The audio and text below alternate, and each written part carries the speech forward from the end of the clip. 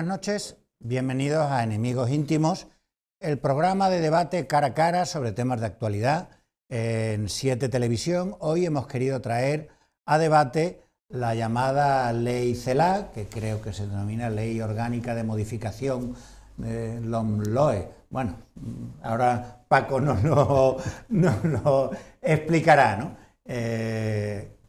Esta modificación de la legislación educativa dio lugar el domingo pasado a una manifestación en distintos lugares de España, entre otros en la ciudad de Cádiz, con las medidas, adaptándose a las medidas de confinamiento. Fue una manifestación en coche para evitar el contacto y los contagios correspondientes. Esta ley, que se aprobó en el Congreso de los Diputados hace poco, no sé si tiene que volver al Senado, y ha suscitado una cierta controversia. Por ese motivo hemos traído a Paco Menacho, que es el responsable de educación en la Ejecutiva Regional del Partido Socialista, y ha sido consejero, senador, vicepresidente de la Diputación y alcalde de Olvera, que siempre suele ser el mayor título de gloria de cada uno a ser alcalde de su pueblo, ¿no? Y Manuel Holgado, que es director de Salesianos y además es el presidente provincial de las Escuelas Católicas de Cádiz. Lo he dicho bien. Entonces, vamos a darle primero la palabra a Paco Menacho para que nos cuente en qué consiste esta ley, y ya luego le damos la palabra a Manuel Holgado y empezamos el debate. Bien, buenas tardes. En primer lugar, decir que esta ley surge en este momento por dos circunstancias. Una, primero, porque había un compromiso de 10 partidos políticos, prácticamente el 90% de los partidos que entonces estaban en el Congreso de Diputados en julio de 2013, en el que firmaron un documento para que en el momento que el Partido Popular no tuviera mayoría absoluta se modificara la LOMCE, o se quitara la LOMCE, una ley que no podemos olvidar que salió con la oposición, vuelvo a repetir, de 10 partidos de 13, con la oposición de toda la comunidad educativa, con la oposición de los partidos políticos, de los sindicatos, y que fue motivo de muchas huelgas en la enseñanza, cosa que no ha ocurrido ahora, y que tuvo un gran consenso, Entonces había un compromiso de que había que hacerlo, pero no por quitarla, sino porque la LOMCE era una ley que segregaba a los alumnos, era una ley que iba perjudicando claramente a la educación pública, era una ley que quitaba participación a la comunidad educativa, era una ley que se había quedado trasnochada. Por lo tanto, en ese marco, y por otro lado también hay que tener en cuenta que desde que se aprobó la LOE en 2006 hasta ahora, pues la sociedad ha cambiado mucho. Entonces había que adaptar también la ley a la nueva realidad. Por eso la ley se llama Ley Orgánica de Modificación de la Ley Orgánica de Educación de 2006. Es decir, que no es una nueva ley, sino modificar la que estaba en 2006. A grandes rasgos, yo creo que esta ley tiene 4 grandes objetivos, 4 grandes líneas. Primero, modernizar el sistema educativo. Un sistema educativo en el que se pone como eje principal los derechos de la infancia y también la inclusión y el tratamiento de la discapacidad. Una modernización en la que se incluyen pues, los temas que ahora mismo son necesarios y que se habían quedado fuera de la ley, como el tema de las competencias digitales. Hemos visto ahora con el confinamiento cómo desde el profesorado, que no estaba lo suficientemente preparado porque no se había formado a todo, como los alumnos no tenían los medios. Entonces ya se recogen las competencias digitales, se empieza la educación ya desde los 0 a 18 años como etapa educativa toda, el 0-6 ya es etapa educativa plenamente, y hay un compromiso para que en 8 años haya un aumento importante de esta etapa. Se crea también un nuevo bachiller, ahora mismo hay 3 modalidades, el de ciencias, el de humanidades y el artístico, pero claro, estamos hablando de chavales y chavalas con 16, 17 años que muchos todavía no saben, con 16 años cuando empieza el bachiller, no saben bien cuál va a ser su futuro, su camino en la universidad. Y a lo mejor cogen una rama que después se equivoquen y no tienen, volver atrás es muy difícil. Por tanto, se crea un nuevo bachiller, una nueva rama que es el bachiller general, en el que coge aspectos prácticamente de de las otras 3 modalidades que había para esos alumnos que todavía no tienen claro y se puede incluso en segundo poder avanzar por ahí. Una ley también importante que evalúa, es decir, la ley no revalida, sino evaluaciones de diagnóstico en cuarto de primaria y en segundo de secundaria, una evaluación de diagnóstico censal, es decir, a todos los alumnos, y una evaluación también muestral al final de la primaria y al final de la secundaria para ver el grado de competencia que han adquirido los alumnos. Una ley que potencia o que trabaja fuertemente por la formación profesional, que será objeto de una ley específica que se está ahora mismo discutiendo y que introduce para todo, desde la básica hasta la superior, la formación dual como obligatoria. Y hay un aspecto importante, y es que se quieren que los mejores especialistas, aunque no sean profesores, ahí participen dentro de la FP por ahí. Se crea la figura del profesor especialista. Una ley que para mí importantísimo, me viene pidiendo la comunidad educativa desde hace muchos años, que venga con un compromiso económico. La ley dice claramente, la disposición adicional octava, que en un plazo de 2 años el gasto en educación llegará como mínimo al 5% del Producto Interior Bruto, algo que hemos venido reclamando todas las administraciones. Una ley que afecta mucho al profesorado, porque aparece ya por primera vez también una de las demandas del profesorado, que es la carrera profesional docente.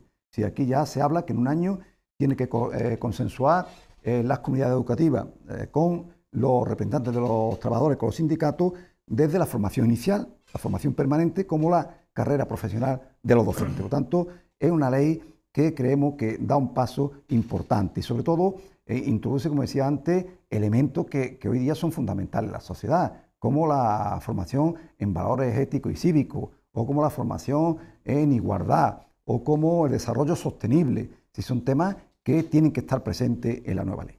Pero también no solamente moderniza la educación, sino que también es una ley que quiere aumentar el éxito escolar, pero sin dejar a nadie atrás, teniendo como segundo objetivo dentro de esto la inclusión.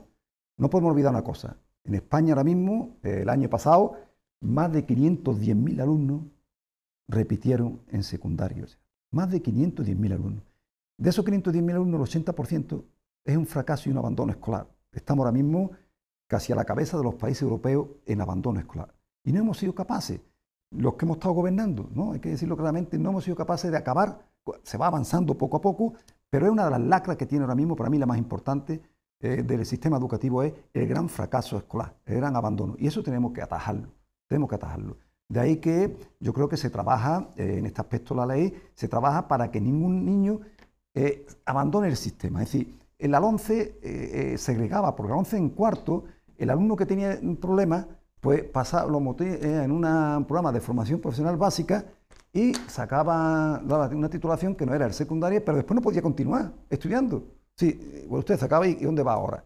Entonces ahora es importante que se crea el ciclo básico de formación profesional para aquellos alumnos que tengan algún problema de aprendizaje, que no pueda ir al mismo ritmo y haya que hacerle o bien una diversificación curricular o bien en este camino, como digo, del ciclo básico de formación profesional, que al final, con una adaptación de las materias troncales y comunes y los módulos profesionales, este alumno al final, si supera ese ciclo, termina con el título de educación secundaria obligatoria y puede seguir o bien un ciclo medio de formación profesional o bien también bachiller. Por lo tanto, creo que se trabaja bastante para que ningún alumno se quede fuera. Importante también yo creo que es la atención individualizada. Se trabaja mucho en el proyecto con la atención individualizada a los alumnos. Creo que esto es algo que también se venía pidiendo. Y cuando hablamos de atención individualizada, no hablamos solamente de los alumnos que tienen problemas de aprendizaje, sino los alumnos que tienen también las grandes capacidades. Hay alumnos que fracasan concretamente lo que se llama, tienen más inteligencia o los superdotados, le llaman vulgarmente, es decir, las grandes capacidades. Entonces hay atención individualizada tanto para uno como para otro, para que ninguno se quede atrás. Y yo creo que dentro de la inclusión, dentro de este que no abandonen, perdón, se me ha olvidado antes un elemento creo que importante, y que ha sido debate muy grande está haciendo sobre las repeticiones, que si los alumnos se van a dar aprobado general. Entonces, he dicho antes que 510.000 alumnos repiten y van fuera, se van. Entonces, hay que impedir que se repita. No se trata de dar aprobado general, se trata de que la evaluación no sea por asignatura, sino que sea por objetivos competenciales y de capacidad. Es decir, si ese alumno ha adquirido las competencias básicas fundamentales y la capacidad para poder pasar. Y la evaluación no es individual, la evaluación es por equipo. Entonces, el equipo, si ve que ese alumno, aunque tenga una suspendida asignatura, pero tiene las suficientes capacidades y tiene los suficientes conocimientos, pues el alumno puede pasar perfectamente. Entonces, eso se trabaja. Y dentro de la inclusión, como decía, la educación especial. Yo, la verdad, me pongo las manos a la cabeza cuando veo a periodistas, a políticos, hablar de la ley de educación y si no se la han leído. Yo le pediría a cualquier periodista, a cualquier de esos que haga una afirmación, pues tú puedes decir, es decir, salen los argumentarios, uno, los que dé el PSOE, los que dé Adelante, o los que dé el PP, o Vox, o los que sea, y lean argumentarios. Léanse la ley, por favor, digo a los que hablan. Si la educación especial sale reforzada, eso sale reforzada en esta ley. ¿Habéis visto alguna crítica de las asociaciones de educación especial? ¿Por qué digo que sale reforzada? Porque, fíjate bien, en la LONCE, cuando un alumno de necesidades educativas especiales necesitaba una atención, pues eran los equipos especializados los que decían si ese alumno iba, y casi todo, fundamentalmente, a los centros de educación especial. Hay una denuncia de Naciones Unidas del 2018 en el que nos dice a España que estamos abusando de excluir a los niños con necesidades educativas especiales en centros de educación especial específicos cuando tenían que estar en centros ordinarios con los recursos suficientes. Entonces, ¿qué es lo que hace esta ley?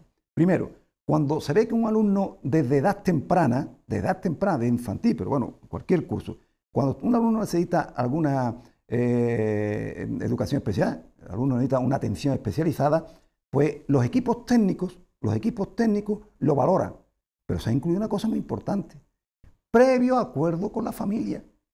Es decir, que los equipos técnicos y las familias dirán si ese alumno está en un centro ordinario o bien tiene que ir a un centro de educación especial. Por lo tanto, se mejora lo que había. Y algo más importante, se dice en la disposición adicional cuarta, se dice muy claramente, la tengo que decir después, dice muy claramente que los centros ordinarios en un plazo de 10 años tienen que tener todos los suficientes recursos para atender a los niños con necesidades educativas especiales. Todos. Y ahí es donde la derecha política, algunos grupos, se han cogido para decir, cierra los centros de educación especial. Pero claro, cuando se lee un párrafo no se puede quedar uno la mitad. Porque dice, en un plazo de 10 años, todos los centros deben tener los recursos ordinarios, los recursos suficientes. Sin embargo, sigue, pero sin embargo, los centros de educación especial seguirán para apoyo a los centros ordinarios y para atender a aquellos alumnos que vengan desviados de los servicios técnicos. Por lo tanto, usted, ¿dónde está que se elimina la educación especial? ¿Dónde? Yo tengo aquí el artículo. Yo quiero que alguien me lo diga. Entonces, hay una serie de falsedades que se están diciendo que hay que aclararlo. Entonces, yo creo que es una ley muy inclusiva. Tercer aspecto, y voy terminando ya, el tercer aspecto importantísimo también es el de la participación. Aquí de la participación desde el profesorado, el currículum, que es una de las cosas más importantes que se va a modificar. El currículum ahora mismo es una auténtica barbaridad, lo reconocen los profesores de derecha, de izquierda, todos. Es una cantidad de barbaridad, de asignaturas que se dan en primero, que se dan en tercero, que se dan otra vez, que se vuelven a repetir, una gran cantidad de conocimiento que no es. El currículum tiene que ser flexible. Hay que trabajar por ámbito, uniendo materias distintas. Hay que trabajar por proyectos en equipo, interrelacionándolo. Entonces, eso es lo que hay que hacer. Entonces, en esta ley se le da una gran autonomía para que los centros puedan participar también en una parte del currículum, cosa que ahora no ocurría. Entonces, es importante la participación al profesorado, pero también la participación a la familia. La LONCE acabó con la participación de la familia. Los consejos escolares, antes de la LONCE, participaban en la elaboración del proyecto de centro, en la elaboración del presupuesto, en la elección de directores, en la admisión de los alumnos. Eso con la LONCE se quedó a que el consejo escolar sería consultado. Ahora no, ahora otra vez los consejos escolares participan en la gestión de los centros. Tanto es también eso. Y por último, yo creo que también hay que destacarlo porque uno de los motivos de las polémicas que hay ahora mismo es que se quiere más transparencia. Se quiere más transparencia y se pone una serie de medidas para que no ocurra cosas que ahora están ocurriendo en alguna parte de la concertada. En una parte, la concertada, ni todas las concertadas es buena, ni todas las concertadas malas, ni la pública como es. Es decir, hay concertada que está haciendo una gran labor. Aquí no dejemos reconocer que del año 85 que puso los conciertos fue el PSOE, no olvidemos eso, ¿eh? Y una cosa, para esos señores del PP que recogen firmas y eso, Carlos, te quiero recordar una cosa, tú eso lo sabrás perfectamente. Gobierno de Rajoy, no se reunió la Mesa Nacional de la Concertada ni una sola vez. Ni una sola vez. PSOE, 2 años, ya había reunión con la concertada. Es decir, que nosotros no vamos en contra de la concertada, cuidado. Sí, termino. No vamos en contra de la concertada, vamos a que haya transparencia y después entraremos en lo que queremos y lo que viene a la ley, pero yo me gustaría, tú ahora como que me digas qué es lo que ha entrado en la ley respecto a concertada, que no te gusta o que sea en continuidad, que me lo diga porque, digo yo, para yo intentar a mis compañeros del Senado, que todavía en el Senado hay posibilidad de decirle que se lo pueden, si me convence yo estoy seguro, me comprometo contigo a pasársela, pero te garantizo que no hay nada que sea inconstitucional. Manuel. Gracias, Paco. Has hecho un recorrido por los aspectos más, que te parecen más interesantes de la LOMLOE, ¿no? Sí. Bueno, yo quiero partir de un principio. Estoy totalmente de acuerdo contigo en un principio, ¿no? La LOMCE no era una buena ley, ¿vale? ¿Entonces había que quitarla? Sí, había que quitarla. Vale. Totalmente de acuerdo. Empezamos bien. No era una buena ley. No era una buena ley, pero no era una buena ley porque se había hecho de espaldas a buena parte de la comunidad educativa. Como esta. Oh. Bueno, como esta, pienso yo. Podremos no estar de acuerdo, pero como esta. Yo creo que ambas leyes, esta es la 9ª ley, si no me equivoco, Paco, de las leyes educativas que hay desde la democracia hasta ahora. Mal va un país, ¿no?, si en 40 años tiene 9 leyes. Las leyes educativas deben darle estabilidad al sistema, deben ser estables y deben tener una visión de futuro. Yo no digo que todas las leyes no lo hayan tenido, ¿eh? Las leyes pretendían ser estables, que pretendían que tener visión de futuro, pero claro, yo creo que es que no se ha hecho una ley, esta desde luego no se ha hecho con un principio de consenso y de pacto. Es verdad que tú me dices que había 13 partidos políticos que no estaban de acuerdo con la LOMCE. La LOMCE tenía elementos que, ya digo, son muy criticables, ¿no? Si quieres entramos en ella, ¿vale? Ya has entrado tú, en cuáles no. Y a mí me parece que no solucionaba los problemas. La LOMCE no solucionaba los problemas de la educación. Yo creo que esta tampoco los va a solucionar, porque no ataja al tema fundamental. Es verdad que tú has planteado temas de carácter curricular, de carácter pedagógico, en muchos de los cuales incluso podemos estar de acuerdo. Incluso podemos decir que hay elementos de carácter curricular y que de carácter pedagógico que ya estaban anticipados en otras normas. O sea, no son totalmente novedosos, ¿no? Y haciéndose los centros. Y haciéndose los centros. Y haciéndose en los centros. Sin soporte legal en muchos casos. No me has hablado de la atención a la diversidad, me has hablado de otros elementos. Y bueno, ya te digo que parto de ese principio, ¿no? O sea, en eso vamos a estar de acuerdo. La LOMLOE había que cambiarla, sí. ¿Se tenía que haber cambiado como se ha hecho? Pienso que no. Pienso que se podía haber hecho se ha perdido una oportunidad una vez más de algo que nosotros desde escuelas católicas y desde las comunidades educativas hemos planteado que era la necesidad de un pacto educativo. Pacto educativo que no ha sido posible en España en los últimos años, por las razones que sean. Se ha estado a punto de llegar muchas veces, pero no se ha llegado. Yo creo que ahí es donde está el gran talón de Aquiles de esta ley. Esta es una ley que no responde o que no es una ley de consenso. La demostración más palpable de que no es una ley de consenso es que en la última votación del Congreso, pues la ley ha salido por los votos que ha salido. ¿Qué hubiera sido lo aconsejable? Lo que yo como ciudadano le pido a nuestros políticos, que la ley tuviera no el apoyo de la mayoría absoluta, sino de una amplísima mayoría absoluta. ¿Por qué? Porque tiene que responder a las necesidades de toda la sociedad. Y tiene que solucionar problemas que hay. Y no tiene que abrir melones de problemas que antes estaban aparentemente cerrados. Aparentemente cerrados. Por lo tanto, ya te digo, ¿no? La LOMCE no es una buena ley. Entiendo que está tampoco. Entiendo que está tampoco. Hombre, en el proceso en el que está, yo espero, como tú me dices, que en el Senado la vais a modificar algunas cosas. Ojalá se modifiquen esos aspectos en el Senado, ¿no? Yo fundamentalmente creo que el problema más grande que tiene la ley para la enseñanza concertada, me has planteado cuál es el problema de la enseñanza concertada, es que, y estoy totalmente de acuerdo con lo que has dicho, ¿no? El sistema de conciertos que se crea en la LODE en el año 85 es un sistema de conciertos que pone fin a unas situaciones muy diversas y muy heterogéneas de subvenciones de diferentes tipos que había. El sistema de conciertos es un buen sistema. Es un buen sistema. Ha funcionado. Y ha funcionado razonablemente bien. Hemos hablado muchas veces de este tema. A mí me parece que es un sistema que además ha dado estabilidad a la red concertada y a la red pública, o sea, lo que es el sistema público de educación. Pero bueno, tenía sus granos y sus elementos que había que haber solucionado. Y no se han solucionado. No se han solucionado. Y luego eso ha provocado que evidentemente en algunos momentos pues se haya estado en una situación no buena, y que a la concertada, a la entidad que yo represento, las escuelas católicas, no nos parece. En concreto, si hablamos de la concertada, podemos hacer un recorrido por lo que has dicho, ¿no? Sí, pero me parece fenomenal que se extienda el sistema educativo desde los 0 a los 18 años. Está muy bien. Es una necesidad social y la educación tiene que dar respuesta a necesidades sociales. Perfecto. Me parece fenomenal que se intente replantear el tema del bachillerato. El bachillerato que tenemos nosotros ahora es el bachillerato más corto de Europa. 2 años.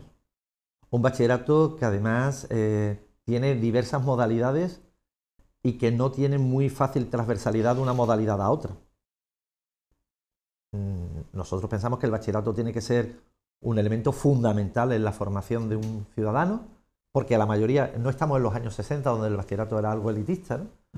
Y que llegaba muy poca gente. El bachillerato ahora llega a muchos sectores de la sociedad. Por lo tanto, tiene que preocuparse, no que sea una formación básica, ¿no? Pero sí que esa educación media conforme capacidades y competencias en los ciudadanos, en la mayor parte de la sociedad, ¿no? Y eso no lo está haciendo el bachillerato. El bachillerato está muy enfocado actualmente a lo que es la preparación de la PEBAU, de la que podemos hablar también, etcétera, etcétera. Entonces, el bachillerato necesita unas reformas. No sé si a mí me parece bien esta parte que estás hablando del bachillerato general, del tronco general, porque además permite esto que estamos hablando, ¿no? Hay alumnos un sector importante de los alumnos que no se decantan ni por ciencias ni por letras, sino que se decantan por vías intermedias. Y eso hay que posibilitárselo. El bachillerato debe tener la capacidad, ya digo, por un lado de formar en lo general, pero también de preparar en lo específico para estudios posteriores. Sobre el tema de la formación profesional, hombre, la formación profesional es algo fundamental, ¿no? Es algo fundamental y que esté desarrollada de la mejor manera posible, y la conexión de la formación profesional con el mundo de la empresa, y que la formación profesional no vaya por un lado y la formación en la empresa vaya por otro, me parece también otra intuición muy interesante, que en la que había que trabajar. Ya los centros estaban trabajando ahí con las modalidades de FP dual y demás. O sea que eso no es nuevo, eso está en la ley y lo que hacemos es, en cierta manera, darle contenido legal. Sobre el compromiso económico del 5% del PIB, bueno, es que, ¿qué te voy a decir? Genial, fenomenal, ¿vale? Es lamentable que la razón por la que se rompió la última parte de la negociación del pacto educativo fuera el famoso 5% del PIB. No. Yo estuve allí en el pacto y ahora te explico después, Bueno, la información que yo tengo es esa, ¿no? Y bueno, creo yo que, ya te digo que la carrera profesional docente, perfecto, los valores éticos y transversales ya están en la ley actual, en las anteriores, y tienen que estar. La evaluación por competencias están en la ley actual, en las anteriores. Lo que pasa es que luego no somos una realidad. Eso. Pero bien, eso no es un problema de la ley, eso no es un problema de la ley, eso es un problema de la práctica docente de los centros porque no están ni habituados, ni habilitados, ni tienen medios. Sobre la atención a la diversidad, me hablas de la conveniencia de la atención a la diversidad, que esta ley va a organizar y va a arreglar el tema de la atención a la diversidad. Y es que la integración es una cosa buena, pero la integración con recursos. Viene recogido la ley. Vale, pero la integración con recursos. Hay alumnos y me entonces, parece... ¿por qué? Manolo, entonces, ¿por qué No, déjame, en la manifestación? vale. No, déjame que termine la exposición. Venga, luego sí, venga, vale. os interrumpís. ¿Por qué? Venga. Bueno, ¿por qué? Pues porque no queda... Ahora hablamos de la atención a la diversidad. Me parece muy bien que la atención a la diversidad... Todos los alumnos que puedan estar integrados, todos, los alumnos que puedan estar integrados en centros ordinarios, genial. Pero tú sabes igual que yo, Paco, somos docentes los dos, que no todos los alumnos pueden estar integrados. No pueden estar integrados. Tiene que haber modalidades de integración y de distintas. Y en eso juegan un papel importante los centros de educación especial específicos que están haciendo una labor importante, seria, bien vista por la sociedad y creo que muy, muy positiva. Sobre el currículum flexible y ámbito, mira, los docentes estamos un poco cansados de que cada ley nos marque un nuevo currículum. De que cada ley nos marque una distribución de nuevas asignaturas. Porque al final, todo esto de los currículums se circunscribe a cuántas horas de clase tiene tal asignatura, dónde está y qué es lo que tengo que dar. Currículum, si es que no creo que creo que seremos el país del mundo con más currículum publicados, con más currículum modificados en pequeños y matices, ¿no? Que hay que flexibilizar los currículum, por supuesto. Que hay que trabajar por ámbito, es lo razonable, es que hay que ir por ahí. Has hablado antes de la formación y educación por proyecto con la incorporación de las nuevas metodologías, por supuesto. Es decir, esos elementos nadie los discute de la ley. De la ley no se discuten esos aspectos, de esas bondades. Quizá, ya te insisto, que hubiera sido conveniente y creemos que hubiera sido interesante que la comunidad educativa hubiera participado en el debate de la ley, que en el Congreso no ha participado. Ha habido únicamente la participación de los políticos y además con una sensación, Paco, muy, muy negativa, ¿no? Y es que la ley se ha hecho muy rápido, con un trámite de enorme rapidez. Por la razón que sea. Vosotros los políticos sabréis por qué lo habéis hecho así. Pero me parece que una ley como esta necesita debate, necesita reflexión, necesita ponernos de acuerdo.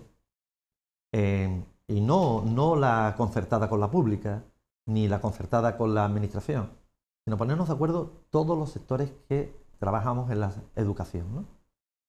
Y limar temas. Porque en el fondo, y es la gran crítica a la ley, porque me dicen, bueno, dime un momento en donde la concertada no esté. Yo simplemente planteo una cuestión y es el cambio de paradigma. Eso sí está en la ley. Eso sí está en la ley.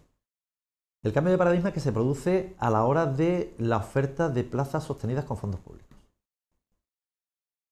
Hemos hablado muchas veces del criterio de planificación frente al criterio de libertad de los centros educativos, de las familias de elegir los centros educativos.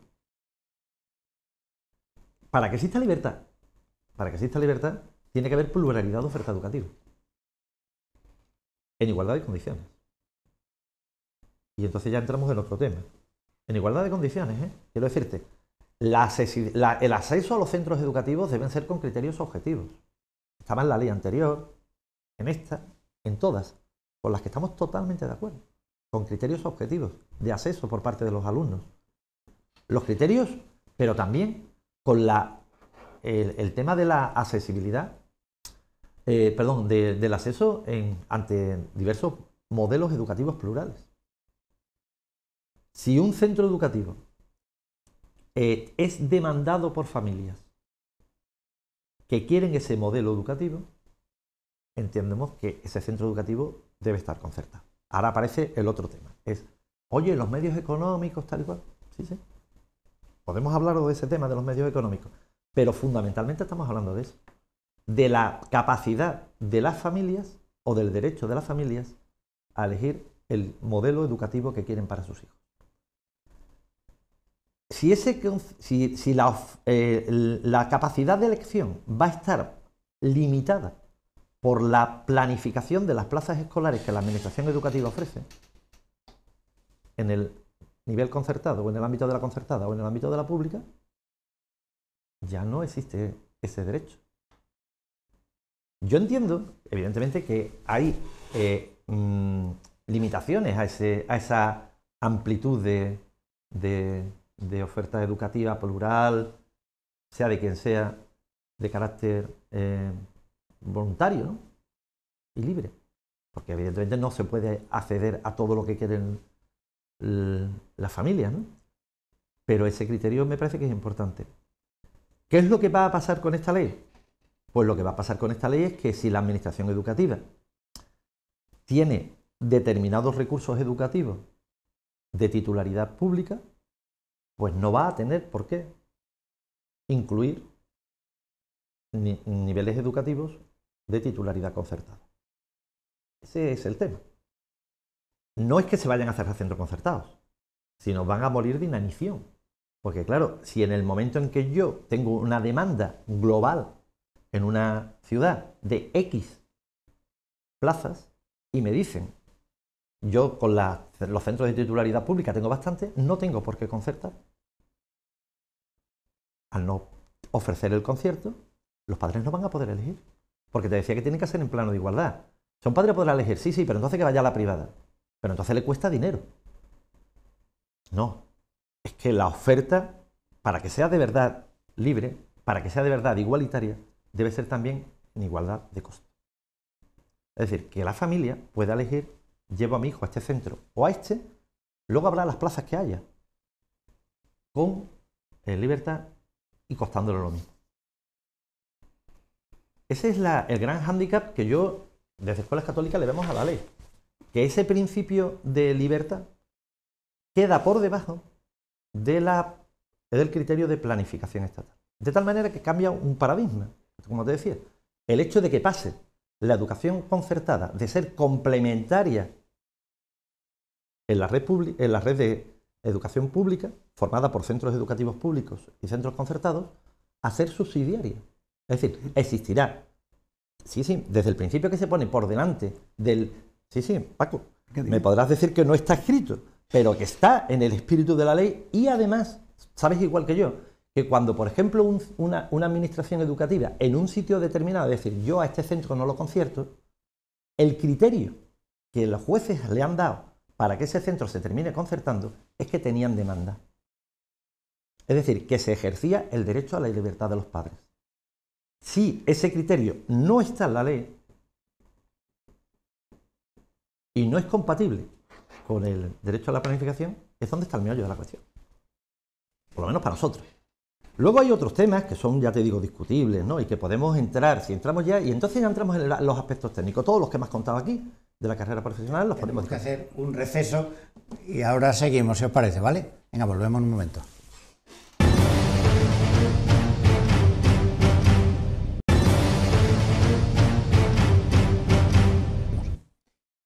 Seguimos en el programa Enemigos Íntimos, dedicado a la reforma educativa de la llamada Ley Celaá. Recordamos que tenemos con nosotros a Manuel Holgado, que es el presidente de las Escuelas Católicas de Cádiz, y a Paco Menacho, que es el responsable de educación en la Ejecutiva Regional del Partido Socialista. Si os parece, le damos, intentad ser un poquito más breve y así hablaremos de más temas, ¿vale? Por lo menos en este bloque, porque a los 25 minutos hay que cambiar. Venga, vale. Paco.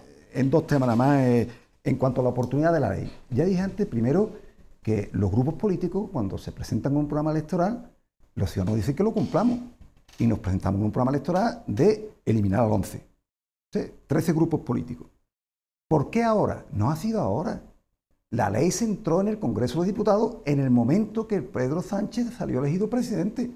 Lo que pasa es que cuando se empezó a tramitar, hubo que convocar elecciones y, como tú sabes perfectamente, Carlos, en el momento que se disuelve el Congreso, pues las leyes decaen todas. Y todavía hay que esperar otra vez. Pero una ley que sí tiene consenso, no todo el consenso que quisiéramos, por supuesto, pero se ha reunido con más de 200 asociaciones educativas, de todo tipo. Se ha reunido con las escuelas católicas también. Habrá aceptado o no habrá aceptado, pero se le ha escuchado a todo el mundo, a todo el mundo. Y fíjate una cosa importante, en la ley, en la ponencia que se aprobó la semana pasada, se han admitido más de 300 enmiendas de Vox, del PP y de todo. La LOMCE no admitió ni una de la oposición. Digo para que vea el consenso. Y pacto educativo. Hombre, yo no estoy de acuerdo en decir, los políticos seremos todos iguales en algunas cosas, pero hay que decir la verdad. En este país todo el mundo quiere el pacto educativo de aquí, de boquilla. Pero cuando se sientan hay que llevarlo a cabo. Y aquí hubo una vez, nada más una vez, en la que el pacto educativo estaba hecho. Sabes perfectamente tú igual que yo. El 2010 con Gabilondo de ministro, todos los partidos, los sindicatos, la comunidad educativa, y cuando se iba a firmar, pues la señora Cospedal, entonces secretaria del Partido Popular, tiene una encuesta que le decía que iban a sacar mayoría absoluta y se negó a firmar en el último momento. Fueron a la elección y ganaron y se rompieron. Ahora hemos intentado otro pacto educativo que yo sabía del principio que no llegaba a ningún sitio. Porque son, ahora mismo con el enfrentamiento que hay en el Congreso, es imposible, y aquí da igual la ley. En el Congreso hay una serie de partidos que van a votar en contra de lo que sea. El presupuesto es bueno, pero tú estás pactando con él otra cosa. Pero aquí estamos hablando de presupuesto. Aquí estamos hablando de la ley. Dígame usted qué es lo que está mal de la ley. Tanto yo creo que tiene consenso, creo, y el pacto educativo, nosotros sí hemos estado por él siempre, y estaremos. Hay que ceder todo el mundo, nosotros cedimos la religión, nosotros tenemos una idea de la religión distinta de cómo aparece aquí, ¿eh? Y cedimos, y otros cedieron otra cosa. Y la concertada, últimamente, es decir, la demanda social, que es donde está el gran debate del pacto educativo, y por eso se rompió en el Congreso, no por el 5%, porque el pacto social es donde nunca llegaremos a acuerdo, el Partido Popular y nosotros. Nunca. Porque la Constitución está muy clara, ¿eh? La Constitución está muy clara. Y hasta el 2013 no existía en ninguna ley la demanda social. La Constitución, el artículo 27, que todo el mundo habla mucho, tiene 6 apartados. En el apartado primero dice que hay libertad de enseñanza.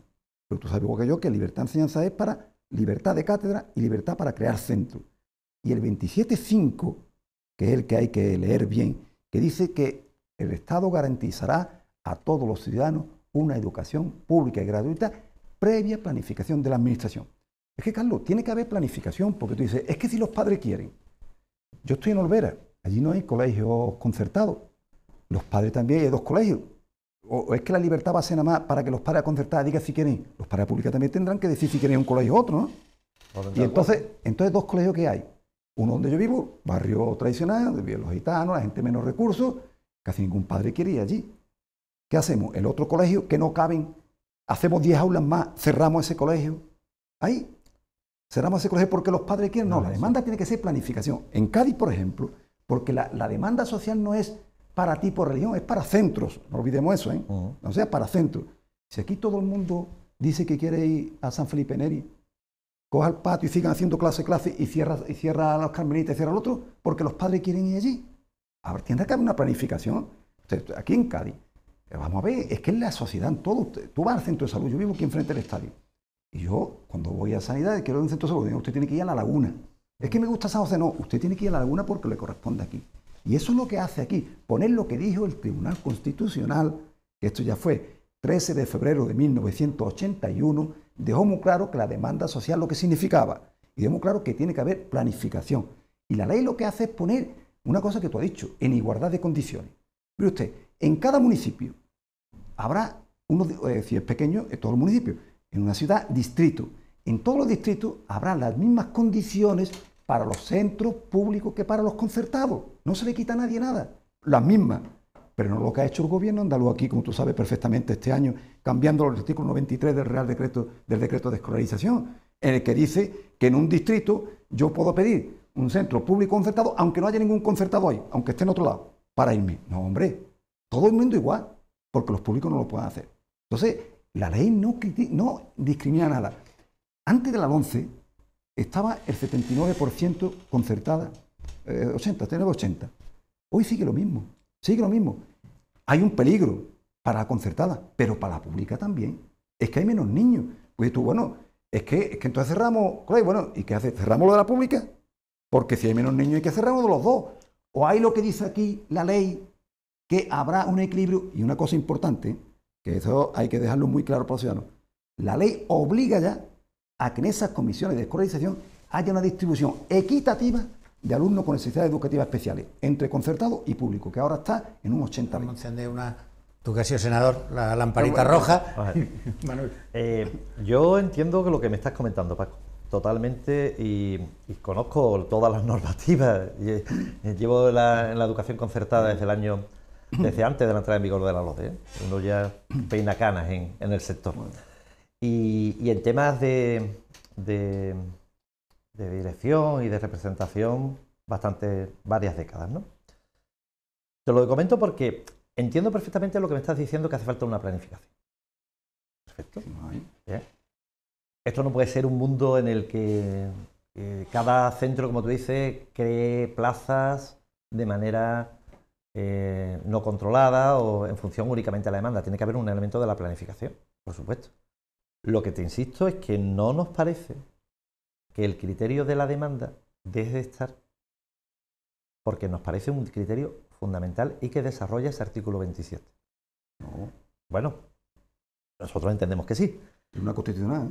Sí, el Tribunal Constitucional. Y yo no te digo que la ley anterior desarrolló el tema de la demanda con un criterio y que podemos discutirlo y verlo, pero realmente tan malo es que el padre pueda decidir el centro al que quiere llevar a sus hijos. No es que sea malo, es que es un derecho de las familias. Un derecho que tendrá que ser compatible, con el derecho o con las realidades administrativas que tengan las distintas administraciones. También te voy a decir una cosa. A ver, desde que se creó la LODE, desde que empieza el sistema de conciertos, prácticamente el número de centros concertados, y te hablo del ámbito que estamos aquí, no ha crecido. Siguen estando los mismos centros concertados que antes.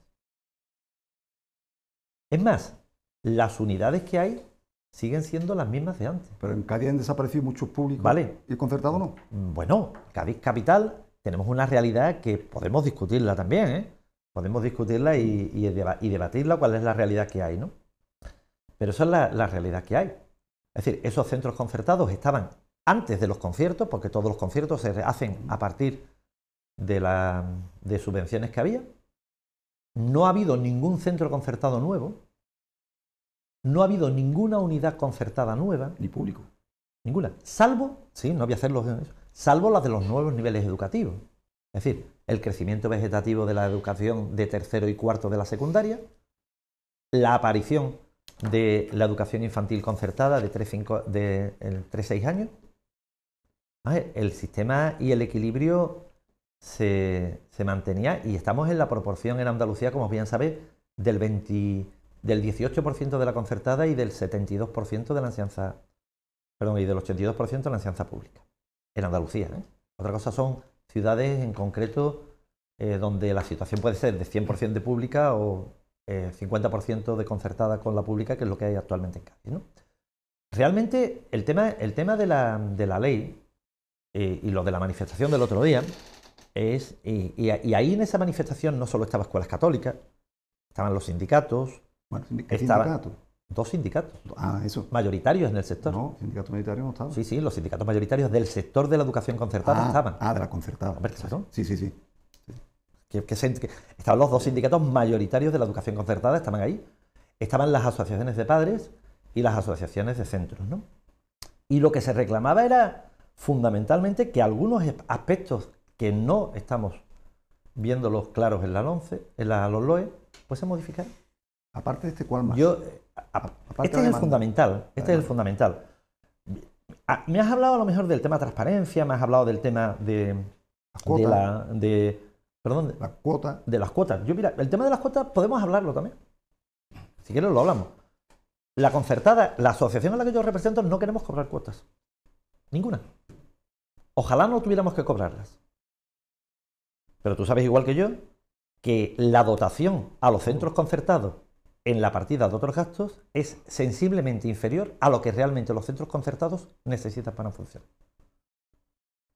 Es una partida deficitaria de entrada.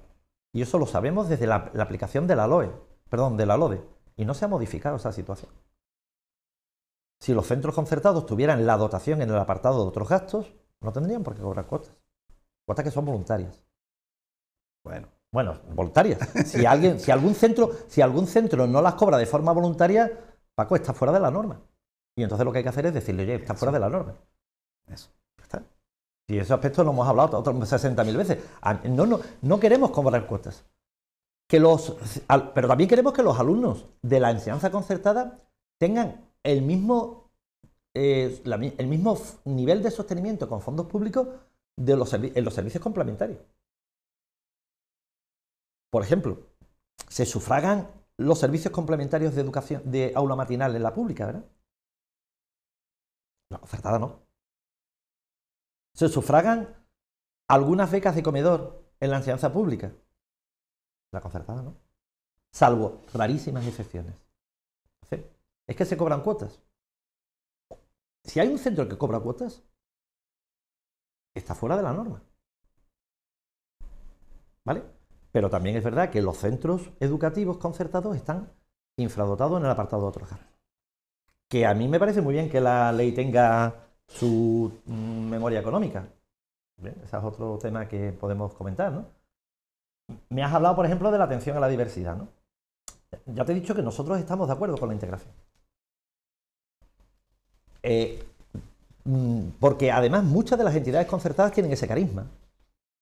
Lo tienen dentro de su carácter propio, dentro de los valores de su institución. Y lo sabes, dices que hay concertada y concertada. La integración de chicos y de chicas con necesidades educativas especiales es genial, pero vamos a darles medios, ¿no? Vamos a darles medios. A todos los centros. Eso viene recogido en la ley, ¿eh? Vale, pues vamos a dárselos. Pero vamos a dárselos en igualdad. También. Porque un centro educativo no podrá atender.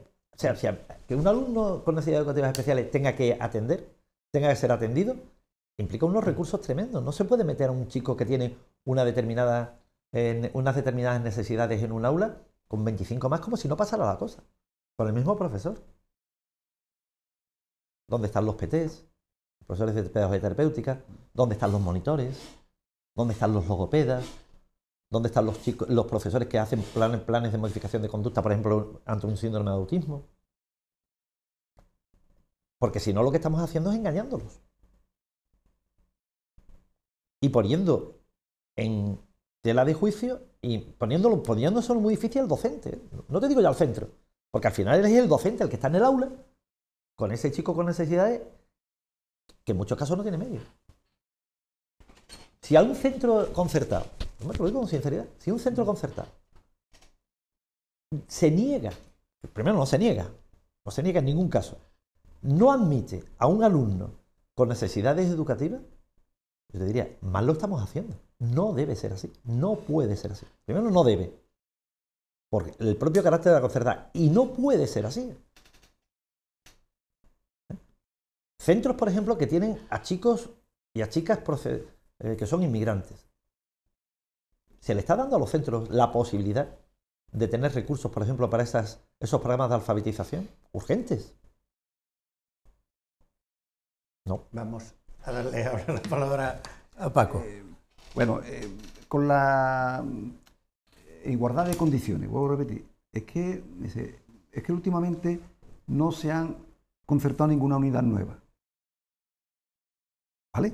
No ha habido ningún concierto nuevo los últimos años. Prácticamente. Los últimos 40, ¿eh? Bueno, pero vamos a poner los 5 o 6 últimos años. No ha habido ningún concierto nuevo. Pero es que en la pública se han suprimido cientos de unidades. Vamos a ver último curso nada más. ¿Cuántas unidades se han suprimido en la provincia de Cádiz de la concertada? Una. Pero San Felipe, Una. ¿Sí? Una. Pero, ¿sabe cuántas se han cerrado de la pública en la provincia de Cádiz? Pero, bien, Paco. 89. ¿Y qué me estás diciendo con eso? Hombre, te quiero decir que tú dices que hay que tratar. No. Cuando te hablo de tratar la igualdad, a ver, si un centro concertado no tiene alumnos, pierde el concierto. No, pero vamos a ver. ¿Eso está claro? Vamos a ver.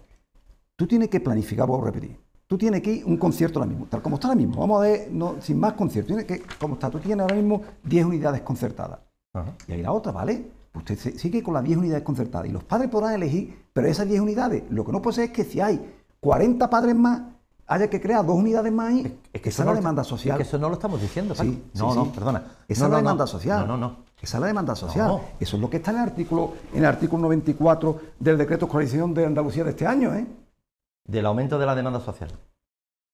No, Hombre, pero estamos hablando de qué estamos hablando, ¿del decreto de Andalucía no, o de la ley. de la LOLOE? La LOLOE de la dice- LOLOE.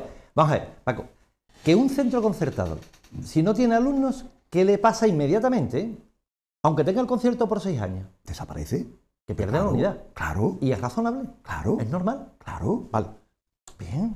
Pero mientras tenga alumnos, porque hay que no renovar ese concierto. Pero ¿y quién ha dicho eso? ¿Dónde está escrito eso? Pues eso es lo que queremos que aparezca en la ley. ¿Pero dónde está eso? No, pero es que no aparece. Pero ni aparece que se va a quitar, ¿no? Pues no. Es Pero lo que sí te quiero decir A es que ver. tú sabes igual que yo, Paco, que los conciertos son cada 4 años. Ahora tenemos renovación de conciertos. En mi Y dentro de 4 años hay que volver a renovar los conciertos. En mi pueblo hay un dicho que dice, Virgencita, véanos cómo estamos. Sí, es decir, sí, si no hay nada perfecto. nuevo, es decir, lo que no se dice nuevo es que sigue como está y no hay nada No, Paco, nuevo. no. Perdona, Y además, con todo el cariño del mundo, No. no, Paco, no sigue como está. Bueno, No pero sigue como está dime, porque... dime qué artículo dice que va a y cambiar. vamos a ver, si Dime en qué un artículo momento, de la ley. no, pero si en un momento determinado, un centro educativo que tiene 2 líneas y tiene demanda suficiente, termina su concierto por 4 años, ¿vale? Hay que renovar el concierto. La ley, tal como está, permite que la administración educativa diga: yo no quiero renovar por 4 años. Próximo con 2 líneas. Voy a renovar con una. ¿Dónde está eso? Dime ¿Lo qué- puede hacer? No, pero ¿dónde está En eso? virtud de la planificación. Pero eso estaba antes, eso está toda la vida. No, sabes igual que yo que no. Porque antes, cuando la administración educativa te decía, no voy a renovar por 2 años, voy a hacerlo por 1, lo que hacíamos entonces era recurrir y nos daban la razón los tribunales. Artículo 27.5 de la Constitución de 1978. Los poderes públicos garantizarán el derecho de toda la educación mediante una programación general de la enseñanza. Desde entonces, es la planificación, la administración. Luego entonces Y la ley- me estás diciendo que la administración educativa puede decidir rescindir el concierto de un centro aunque tenga demanda social. Pero siempre ha sido eso. Ah, no. No, con demanda social no, cuidado. Eso no se ha hecho nunca, ¿eh? Eso no, se ha hecho nunca. No se ha hecho nunca. Ni, no se lo ha dije. cerrado, ni se ha cerrado un centro público si hay a niños. Claro. Hombre, Pero eso que ha sido una práctica, ya te he dicho, yo te partí pero del ¿quién principio. dice que se va a cambiar? ¿Dónde está? La ley lo dice. Pero, ¿dónde? Yo No lo dice, Ah. pero lo permite. pero Lo va a ¿dónde? permitir que Pero- la administración educativa pueda en un momento Pero determinado. dime en qué renovar. sitio dice eso, que la ley podrá permitir eso. En el momento que pueda planificar No, la es plaza. que tengo aquí todo el apartado de escolarización y lo único que dice es que habrá unas comisiones en cada sitio donde habrá una distribución equitativa de alumnos con necesidades educativas especiales. Eso No es lo estamos único. hablando de la educación, de la distribución de alumnos No. con necesidades educativas. Estamos hablando de la demanda de un centro que tiene demanda y al cual se le puede en un momento determinado decir Que parte no hay de tu nada en la concierto ley. No hay nada en la ley de. Sí, Paco, está. Pero dime dónde. Yo me la he leído Paco, yo me la he leído 2 está, veces. ¿eh? Sí, Pero dime yo dónde. también. A mí Está. me gustaría que hablarais también del tratamiento de la religión, Sí. que no sé... Termino leyendo nada más. Supongo que tendréis diferencias Sí. al respecto, ¿no? Nada más leyéndole lo que dice la ley de la elección de los padres. Dice, la administración educativa regulará la admisión de alumnos y alumnas en centros públicos y privados concertados de tal forma que garantice el derecho a la educación, el acceso en condiciones de igualdad y la libertad de elección de centros por padres, madres y tutores. ¿Dónde se ha quitado la libertad de elección de centros? Esto lo dice artículo 53 de la ley. No estamos hablando de la admisión, estamos hablando del concierto. Concierto ya lo he dicho antes. Dime tú un sitio. En el momento porque en yo que he la visto los conciertos concertación, se renovan por el criterio de la concertación depende de la planificación y no igual, de que la siempre, demanda. igual que siempre ha dependido. Pues no ha sido una praxis habitual. Y la demanda ahora la social, ley lo y permite. termino así ahora, y la demanda social, sabes tú igual que yo, que se incluyó para favorecer a la Comunidad de Madrid, para aquellas zonas de expansión, los ayuntamientos pudieran dar terreno público para colegios privados sin ánimo de lucro ninguno en Madrid. Y por eso se dio la demanda social ahí. Y es lo que ha pasado en Madrid, tú lo sabes perfectamente igual que yo. También hemos dicho que no ¿Qué toda os la parece concertación es igual. el tratamiento de la religión que deja de tener valor académico, ¿no? Es lo que dice la ley, ¿es así? Sí, totalmente. Bien. Bueno, A ver, mira, nosotros entendemos que la ley debe permitir, en primer lugar, que los alumnos escojan religión. Parece que eso sí no es discutible, ¿no?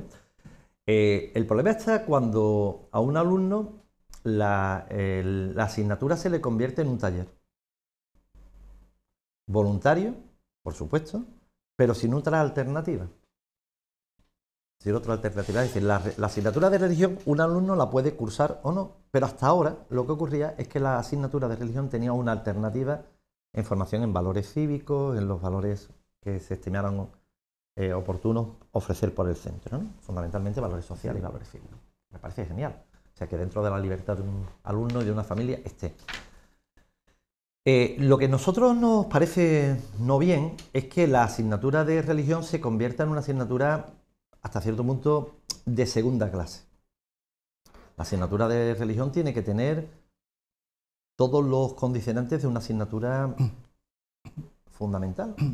Entendemos que es una asignatura fundamental, tal como están los acuerdos con la Santa Sede, y para que sea una asignatura fundamental tiene que tener la posibilidad de que sea una optativa, por supuesto, pero que sea alternativa a otra. La posibilidad de que esa asignatura esté regulada como otra asignatura, con su evaluación, Bueno, la evaluación al final no es más que el desarrollo de una programación, del desarrollo de unos contenidos, y al final eso termina con una evaluación de la asimilación de los contenidos y las competencias, que luego termina con la nota, ¿no? Si eso en la ley está claro, tampoco lo vemos demasiado claro. El que tenga o no valor académico, yo creo que eso no es lo más importante. Paco. Yo mi Sé opinión, breve porque estamos ya terminando. Mi Estamos opinión fuera de es plazo. que la religión hubiera querido sacarla del horario escolar. Mi opinión. Pero aquí, y es la opinión del partido en muchos documentos, lo que pasa es que había que consensuar muchas cosas. Y esta es una de las cosas que había que consensuarlas. Y por ello yo siempre dije que la religión no iba a ser el problema del pacto con la derecha, no. La religión, al final nosotros decíamos fuera, dentro, pero como ahora. Pero fíjate qué incongruencia, dice tú, Manolo, como estaba antes. Un alumno estudiaba religión y el que no estudiaba valores cívicos y éticos. Quiere decir que el que estudia religión no le dan valores cívicos y éticos, ¿no? No. Hombre, No, perdón. no, si hay dos- No. ¿Cómo que no? Vamos a ver. Hay una hora. Sí, tú tienes todas las materias y a una hora unos alumnos se van a religión y otros se van a valores cívicos. Ajá. Los que no se van a valores cívicos no reciben esos valores cívicos. Reciben los valores cívicos que propone la religión. propuesta religiosa. No, Sí. pero no, estamos hablando de valores cívicos que no tienen que ver con la religión. No, sí tienen Estamos que ver, hablando- ¿cómo que no? No, estamos hablando ¿Cómo que no? de una asignatura confesional, estamos hablando de una asignatura Tenemos confesional. que ir terminando, ¿eh? Claro, una asignatura confesional y otra ahí. Entonces, Paco, todos los niños estás tienen que darle... confundiendo lo que mucha No. gente quiere hacer confundir, o por lo menos tengo la sensación. Yo no digo que lo estoy estés confundiendo. y sé lo que sea en religión, ¿eh? Sí, Hombre, perfecto. dígame que sé. Y yo te digo, no, la clase de religión no es una catequesis. No, ni tampoco una declaración de los derechos humanos. Depende.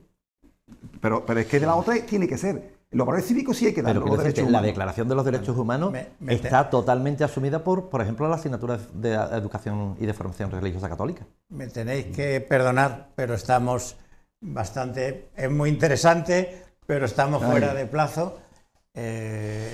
Nos hemos salido de tiempo. Os agradezco mucho tanto el tono del debate, que ha sido muy interesante y muy instructivo, que hayáis aceptado la invitación de 7 Televisión para este debate. Muchas gracias a Manuel Holgado, presidente de las Escuelas Católicas de Cádiz y director del Colegio Salesianos.